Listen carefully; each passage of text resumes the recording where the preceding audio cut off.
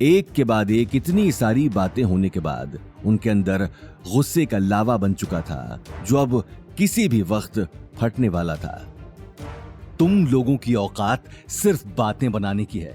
ऐसी कार तो तुम सपने में भी नहीं खरीद सकते, इसलिए दूसरों पर उंगली उठा रहे हो। आसपास खड़े लोगों को भी गौतम की बात पर यकीन नहीं हो रहा था। इसकी यही वजह थी कि गौतम को सभी निठल्ला ही समझते थे और वो सिर्फ करणवीर की कामयाबी पर उंगली उठा रहा था। लेकिन गौतम ये बात बर्दाश्त नहीं कर पा रहा था। मुझसे उलझने की कोशिश मत करना बच्चे, मैं तुम्हें कहां भेजूंगा ये तुम सोच भी नहीं सकते। करणवीर की ये धमकी सुनकर गौतम खामोश होकर पीछे हट गया। उसी वक्त गायत्री देवी ने आगे आकर कहा, शनाया बेटा छोड़ो, इस फालतू आदमी की बातों पर ध्यान मत दो, इससे तो वैसे भी कुछ काम नहीं है। तुम जाओ गाड़ी चला कर देखो, आखिर तुम्हारे चाचा इतने प्यार से लेकर आए हैं। ये बात सुनते ही शनाया कार के अंदर जाकर बैठ गई। वो आज से पहले 2 करोड़ की स्पोर्ट्स कार में नहीं बैठी थी। देखते ही देखते उसने कार का एक्सेलरेटर दबा दिया और एक झटके में वहां से निकल गई। शनाया के जाते ही सभी लोग अग्रवाल हाउस के अंदर जाकर एक दूसरे से बात करने में बिजी हो गए। लेकिन गायत्री देवी और करणवीर का गुस्सा अभी तक ठंडा नहीं हुआ था।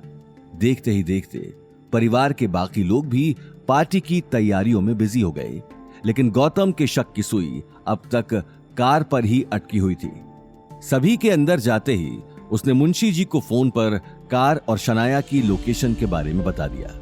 वहीं दूसरी तरफ शनाया कार ड्राइव करते हुए हाईवे तक पहुंच चुकी थी। एक तरफ उसके दिल में सिद्धार्थ से शादी की खुशी थी, तो दूसरी तरफ कार मिलने की खुशी थी, जिसे मनाने के लिए वो एक पल के लिए सब कुछ भूल चुकी थी। लेकिन कुछ ही देर में उसकी खुशी हवा की तरह गायब हो गई, जब उसे हाईवे के बीचों बीच बहुत सारे पुलिस वाले बैरिकेड्स लगाए खड़े दिखाई दिए। उन पुलिस वालों को देखते ही शनाया ने अपनी कार साइड में लगा दी। शनाया गुस्से में इंस्पेक्टर से बोली, व्हाट द हेल, मुझे क्यों रोका? हम लोग चोरी की कार्स ढूंढ रहे हैं, जिन्हें दूसरी सिटी से चोरी करके जोधपुर में मॉडिफाई किया जा रहा है। मुझे शक है कि आपकी कार उनमें से एक है, इसलिए आपसे पूछताछ करनी है मैडम। शनाया चिढ़ते हुए बोली, क्या ऑफिसर, आपको शायद कोई गलत फहमी हुई है। ये कार तो मुझे मेरे चाचा ने वेडिंग गिफ्ट दी है, ये चोरी की कैसे? अच्छा, तो फिर तो हमें आपके चाचा से मिलना पड़ेगा।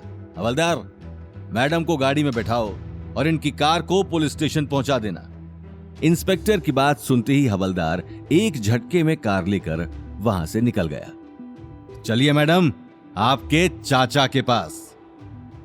शनाया रोते हुए बोली, सर प्लीज ऐसा मत कीजिए, आज मेरी सगाई है। आप अगर पुलिस के साथ कोऑपरेट करेंगी तो शायद आपकी सगाई अच्छे से हो जाए। शनाया चुपचाप कार में जाकर बैठ गई। वहीं दूसरी तरफ शनाया को गए हुए लगभग 1 घंटे से ज्यादा हो चुका था। परिवार के सभी लोगों को अब उसकी चिंता सताने लगी थी, और तो और अब किसी भी वक्त रघुवीर पंडित अपने परिवार को लेकर अग्रवाल हाउस पहुंचने वाला था। गायत्री देवी बार बार घड़ी में टाइम देख रही थी। सगाई की खुशी उसके चेहरे से गायब हो चुकी थी। करणवीर बेटा, क्या हुआ? कुछ पता चला? आखिर कहाँ चली गई ये लड़की? मां साहब, मैं कब से फोन लगा रहा हूं, लेकिन ये फोन ही नहीं उठा रही। शनाया को पता है कि आज उसकी सगाई है और लड़के वाले किसी भी वक्त पहुंच जाएंगे, फिर भी ये लड़की गायब है। इससे पहले कि गायत्री देवी अपनी बात पूरी कर पाती, उन्हें दरवाजे के बाहर से पुलिस के सायरन की आवाज सुनाई दी। यह आवाज सुनते ही वो हैरानी से करणवीर को देखने लगी। अवनी को भी कुछ समझ में नहीं आ रहा था। वो अगले ही पल गीता और अनिल के पास खड़ी हो गई, लेकिन गौतम पुलिस के आने की वजह अच्छे से जानता था। इंस्पेक्टर साहब, क्या हुआ? आप अचानक? गायत्री देवी अपनी बात अधूरी छोड़कर शनाया को देखने लगी, जिसके चारों तरफ पुलिस वाले खड़े थे। करणवीर अग्रवाल कौन है तुम लोगों में से? ये सुनते ही गायत्री देवी हैरानी से करणवीर को देखने लगी। करणवीर, ये सब क्या है?